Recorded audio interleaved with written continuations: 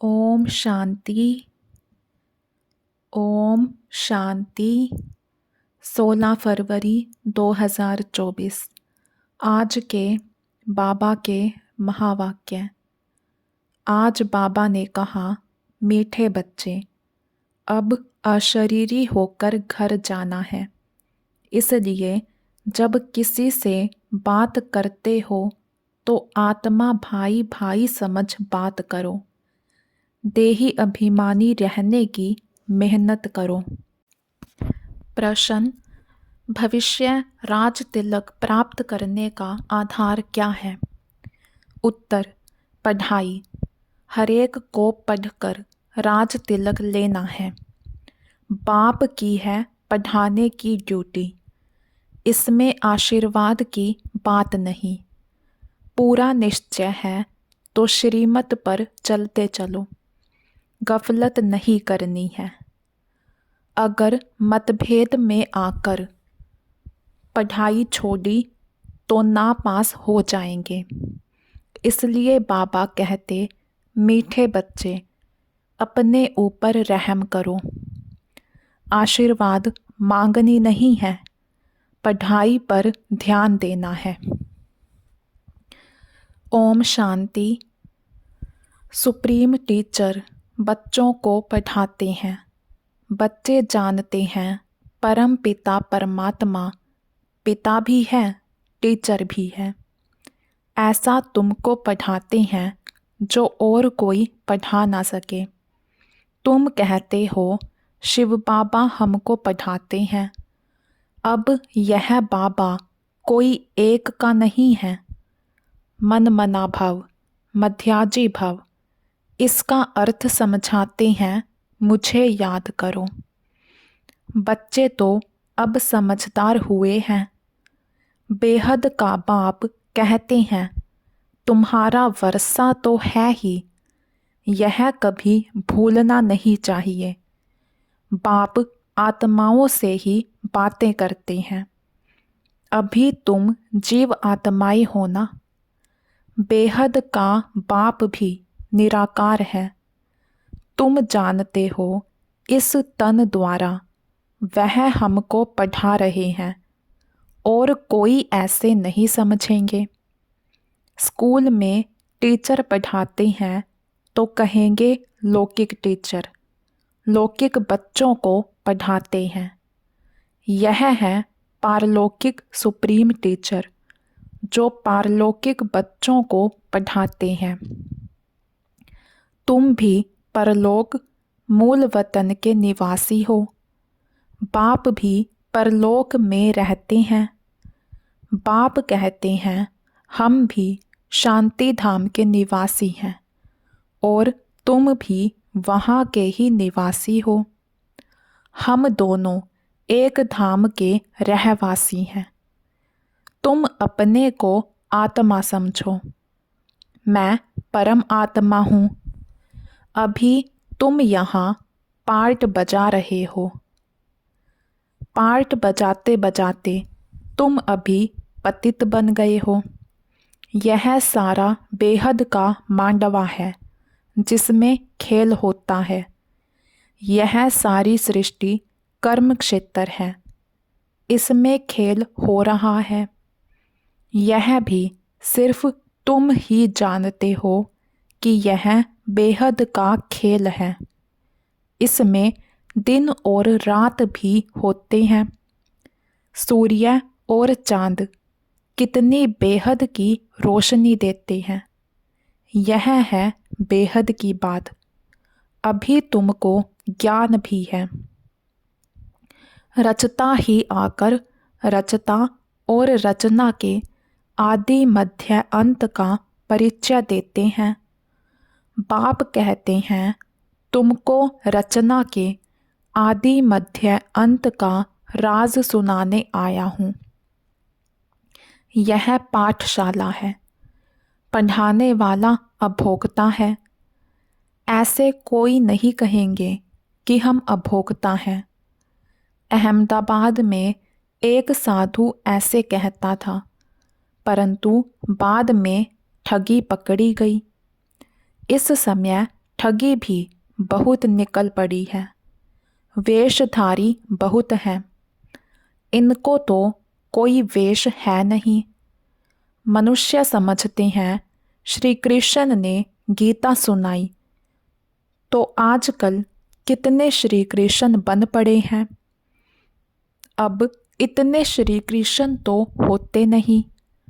यहाँ तो तुमको शिव बाबा आकर बैठाते हैं, आत्माओं को सुनाते हैं। तुमको बार बार कहा गया है कि अपने को आत्मा समझ भाई भाई को सुनाओ। बुद्धि में रहे बाबा की नॉलेज हम भाइयों को सुनाते हैं। मेल अथवा फीमेल दोनों भाई भाई हैं, इसलिए बाप कहते हैं तुम सब मेरे वर्षे के हकदार हो। वैसे फीमेल को वर्षा नहीं मिलता है, क्योंकि उनको ससुर घर जाना है। यहाँ तो हैं ही सब आत्माएं, अशरीरी होकर जाना है घर। अभी जो तुमको ज्ञान रतन मिलते हैं, यह अविनाशी रतन बन जाते हैं। आत्मा ही ज्ञान का सागर बनती है ना, आत्मा ही सब कुछ करती है। परंतु मनुष्यों को देह अभिमान होने के कारण देही अभिमानी बनते नहीं हैं। अब तुमको देही अभिमानी बन एक बाप को याद करना है। कुछ तो मेहनत चाहिए ना। लौकिक गुरु को कितना याद करते हैं, मूर्ति रख देते हैं। अब कहाँ शिव का चित्र, कहाँ मनुष्य का चित्र। रात दिन का फर्क है। वह गुरु का फोटो पहन लेते हैं। पति लोगों को अच्छा नहीं लगता कि दूसरों का फोटो पहने। हाँ, शिव का पहनेंगे तो वह सबको अच्छा लगेगा, क्योंकि वह तो परम पिता है ना। उनका चित्र तो होना चाहिए। यह है गले का हार बनाने वाला। तुम रुद्रमाला का मोती बनेंगे। यूँ तो सारी दुनिया रुद्रमाला भी है, प्रजापिता ब्रह्मा की माला भी है। ऊपर में सिजरा है, वह है हद का सिजरा, यह है बेहद का। जो भी मनुष्य मात्र है, सबकी माला है। आत्मा कितनी छोटे से छोटी बिंदी है, बिल्कुल छोटी बिंदी है। ऐसे ऐसे बिंदी देते जाओ तो अनगिनत हो जाएंगी। गिनती करते करते थक जाएंगे। परंतु देखो आत्मा का झाड़ कितना छोटा है। ब्रह्मा तत्व में बहुत थोड़ी जगह में रहती है। वह फिर यहाँ आती है पार्ट बजाने, तो यहाँ फिर कितनी लंबी चौड़ी दुनिया है।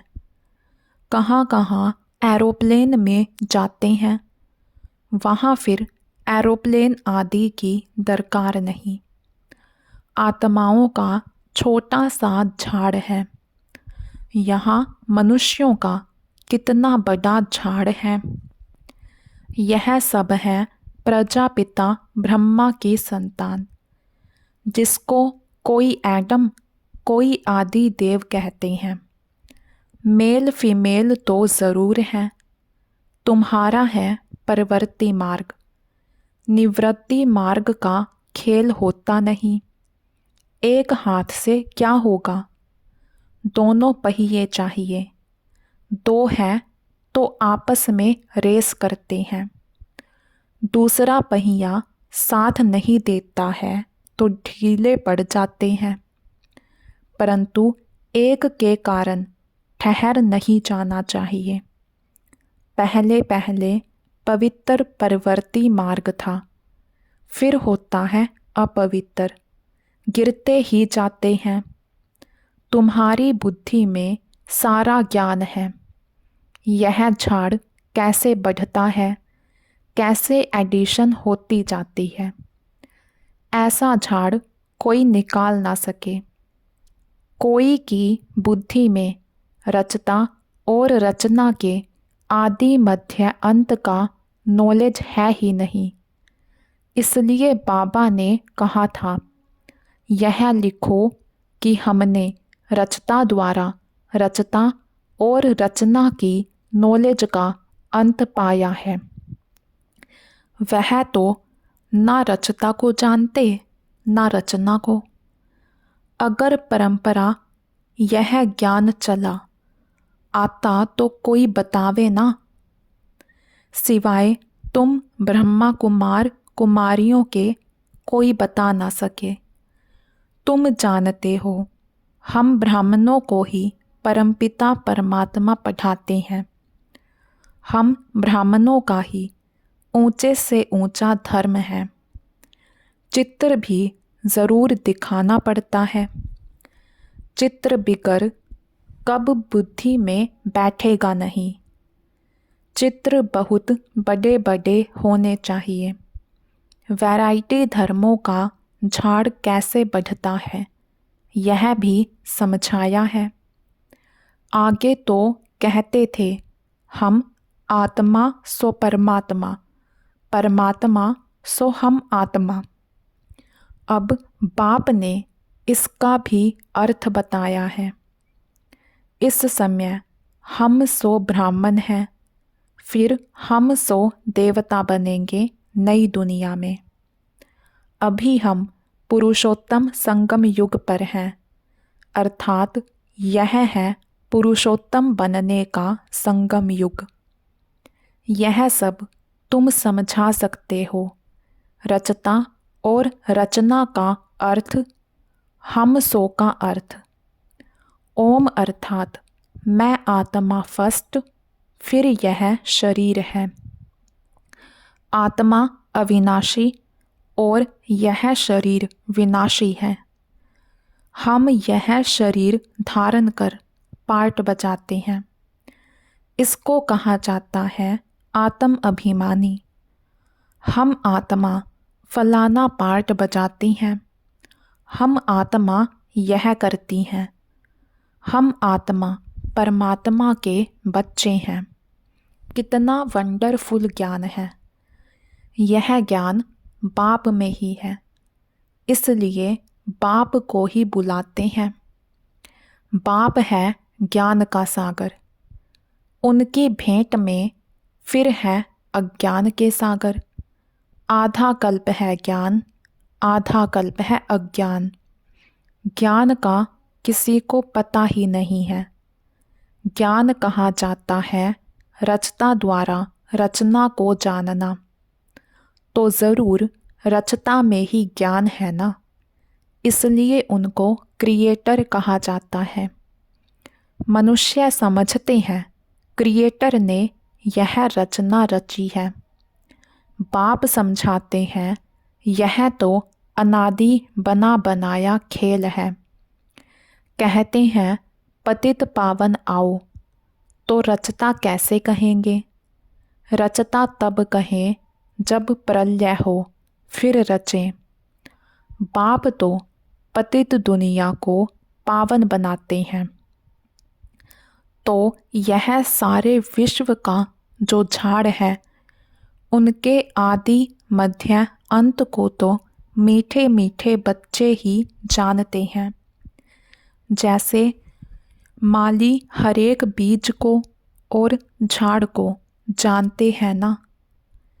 बीज को देखने से सारा झाड़ बुद्धि में आ जाता है। तो यह है ह्यूमैनिटी का बीज, मनुष्य सृष्टि का बीज। उन्हें कोई नहीं जानते। गाते भी हैं परम पिता परमात्मा सृष्टि का बीज रूप है। सत चित आनंद स्वरूप है। सुख शांति पवित्रता का सागर है। तुम जानते हो यह सारा ज्ञान परमपिता परमात्मा इस शरीर द्वारा दे रहे हैं, तो ज़रूर यहाँ आएंगे ना। पतितों को पावन प्रेरणा से कैसे बनाएंगे? तो बाप यहाँ आकर सबको पावन बनाकर ले जाते हैं।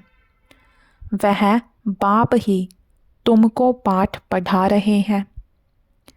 यह है पुरुषोत्तम संगम युग। इस पर तुम भाषण कर सकते हो कि कैसे पुरुष तमो प्रधान से श्रेष्ठ सतो प्रधान बनते हैं। तुम्हारे पास तो टॉपिक बहुत हैं। यह पतित तमो प्रधान दुनिया सतो प्रधान कैसे बनती है, यह भी समझने लायक है। आगे चलकर तुम्हारा यह ज्ञान सुनेंगे, भल छोड़ भी देंगे, फिर आएंगे, क्योंकि गति सदगति की हट्टी एक ही है। तुम कह सकते हो कि सर्व का सदगति दाता एक बाप ही है। उनको श्री श्री कहते हैं। श्रेष्ठ से श्रेष्ठ है परम पिता परमात्मा। वो हमें श्रेष्ठ बनाते हैं। श्रेष्ठ है सतयुग, भ्रष्ट है कलयुग। कहते भी हैं भ्रष्टाचारी हैं, परंतु अपने को नहीं समझते। पतित दुनिया में एक भी श्रेष्ठ नहीं। श्री श्री जब आए तब आकर श्री बनाए। श्री का टाइटल सतयुग आदि में देवताओं का था। यहाँ तो सबको श्री श्री कह देते हैं। वास्तव में श्री अक्षर है ही पवित्रता का। दूसरे धर्म वाले कोई भी अपने को श्री नहीं कहते। श्री पोप कहेंगे क्या? यहाँ तो सबको कहते रहते हैं। कहाँ हंस मोती चुगने वाले, कहाँ बगुले गंध खाने वाले। फर्क तो है ना। यह देवताएं हैं फूल, वह है गार्डन ऑफ अल्लाह। बाप तुमको फूल बना रहा है। बाकी फूलों में वैरायटी है। सबसे अच्छा फूल है किंग फ्लावर। इन लक्ष्मी नारायण को नई दुनिया का किंग क्वीन फ्लावर कहेंगे। तुम बच्चों को आंतरिक खुशी होनी चाहिए। इसमें बाहर का कुछ करना नहीं होता। यह बत्तियां आदि जलाने का भी अर्थ चाहिए। शिव जयंती पर जलानी चाहिए या दिवाली पर?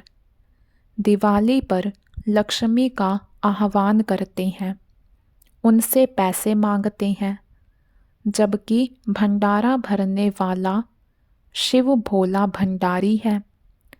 तुम जानते हो शिव बाबा द्वारा हमारा अखुट खजाना भर जाता है।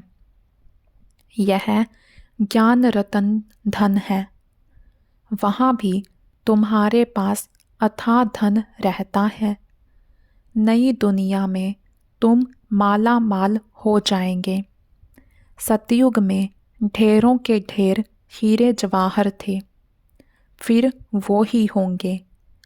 मनुष्य मूंझते हैं, यह सब खत्म होगा, फिर कहाँ से आएगा? खानियाँ खुद गई, पहाड़ियाँ टूट गई, फिर कैसे होंगी? बोलो, हिस्ट्री रिपीट होती है ना। जो कुछ था सो फिर रिपीट होगा। तुम बच्चे पुरुषार्थ कर रहे हो स्वर्ग का मालिक बनने का। स्वर्ग की हिस्ट्री ज्योग्राफी फिर रिपीट होगी। गीत में है ना, आपने सारी सृष्टि, सारा समुंदर, सारी पृथ्वी हमको दे दी है, जो कोई हमसे छीन नहीं सकता। उसकी भेंट में अब क्या है? जमीन के लिए, पानी के लिए, भाषा के लिए लड़ते हैं। स्वर्ग के रचता बाबा का जन्म मनाया जाता है। ज़रूर उसने स्वर्ग की बादशाही दी होगी। अब तुमको बाप पढ़ा रहे हैं। तुमको इस शरीर के नाम रूप से न्यारा हो अपने को आत्मा समझना है, पवित्र बनना है, या तो योग बल से या तो सजाएं खाकर। फिर पद भी कम हो जाता है।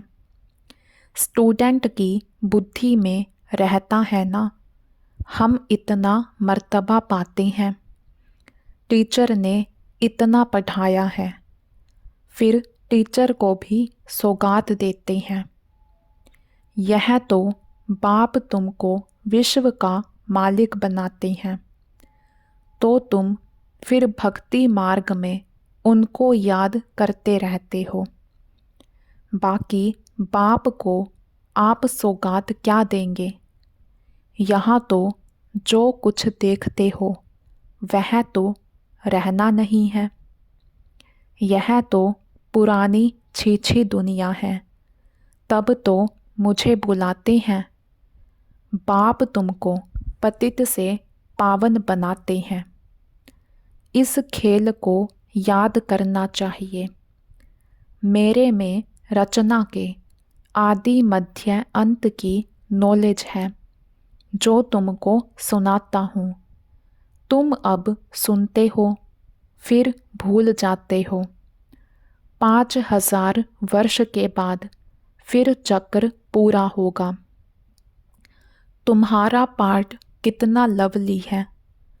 तुम सतोप्रधान व लवली बनते हो, फिर तमोप्रधान भी तुम ही बनते हो। तुम ही बुलाते हो, बाबा आओ। अब मैं आया हूँ। अगर निश्चय है तो श्रीमत पर चलना चाहिए, गफलत नहीं करनी चाहिए। कई बच्चे मतभेद में आकर पढ़ाई छोड़ देते हैं। श्रीमत पर नहीं चलेंगे, पढ़ेंगे नहीं तो नापास भी तुम ही होंगे। बाप तो कहते हैं अपने पर रहम करो। हरेक को पढ़कर अपने को राज तिलक देना है। बाप को तो है पढ़ाने की ड्यूटी, इसमें आशीर्वाद की बात नहीं। फिर तो सभी पर आशीर्वाद करनी पड़े।